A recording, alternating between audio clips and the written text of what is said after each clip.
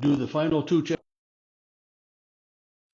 and um, where David, had been told by the king, my other commanders don't want you along on this battle against your fellow Hebrews, So David had gone back, and when he got back home, uh, they found out that a neighboring tribe had, a neighboring country had come and attacked the village that they lived in, had burned it, destroyed it, captured all of the women, taken all of the animals and everything, and you know they were basically homeless and nothing left there. And so they found everything that way, and um, so there was he comes and he asks the priest to bring him the ephod, the garment, and he inquires then of God, should I and my men pursue these people? Will we be successful? And I think this is a good example for us. That I mean, here comes David back, and it's just devastation, trouble in his life, and he turns to God and asks God for help, for guidance. And God says, yes, pursue them. I will see that you are successful in that. So David and his 600 men start out in pursuit. And they've been traveling, they've been, doing stuff, and they get a little ways, and 200 of the men, a third of them are just tired, worn out, and they stay behind.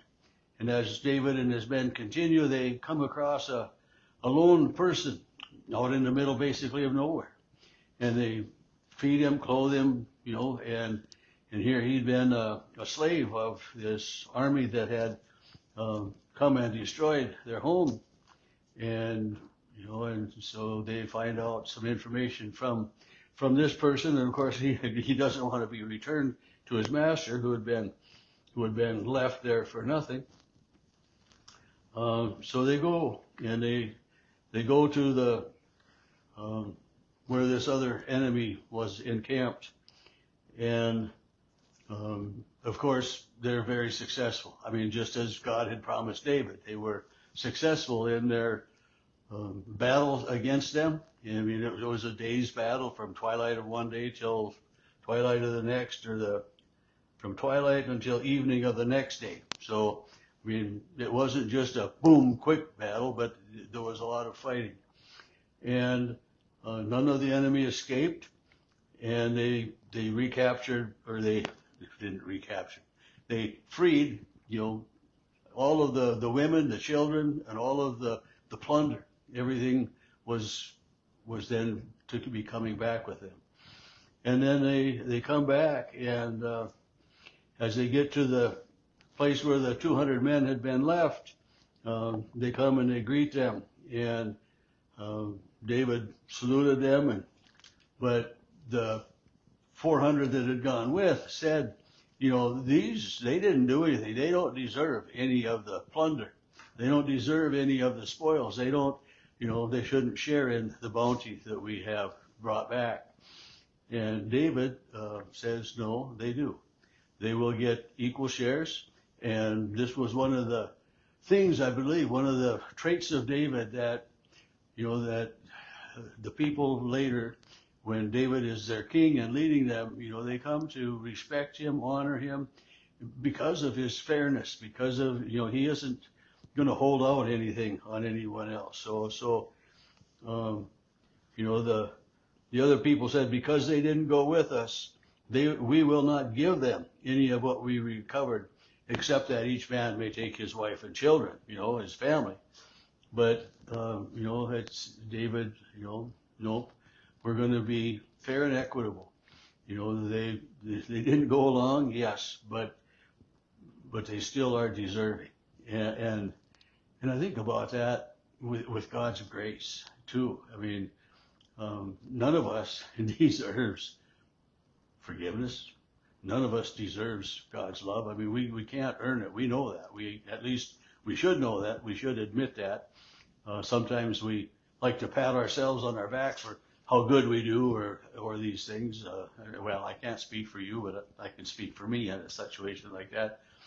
But, David just made sure that everyone, um, everybody got something, and whether others didn't think they deserved it or not. So they come back to Ziklag, this town, and it says he sent part of the spoils to his friends, the elders of Judah. Here's a present for you. And I'm thinking about that, that it was not only their own flocks and herds that they recovered, but some of the others as well. So they had sufficient. And David made sure that, he didn't just keep it to himself and to the people with him, but he also shared it with others. Chapter 31, we kind of back up just a little bit. I mean, David, we've got David returning to his town and this going on, but still, the Philistines are battling the Hebrews, Saul and his army. And I mean, we read of that, Saul and his sons were killed, but this chapter 31 gives us a little bit more history of that battle. The Philistines fought against Israel, and the men of Israel fled before the Philistines, it says in verse 1 of chapter 31. And many fell on Mount Gilboa, and the Philistines overtook Saul and his sons. They killed Jonathan, Abinadab, and Meshullam, the third one, the three sons of Saul. So they are all killed in battle, and Saul himself is wounded, gravely wounded. And he has, the king has an armor bearer. There are guards, protectors around him. And since Saul has been wounded, whether, with an arrow or who knows what, a spear, but he wants his armor bearer to put him to death then, so that he at least doesn't die at the hand of the enemy. And his armor bearer, doesn't want to do that. So Saul falls upon his own sword. He basically ends his life because he knows there's no hope. I mean, his troops are overrun. The majority of them are already dead and scattered, and he himself, being wounded he isn't going to be able to defend himself.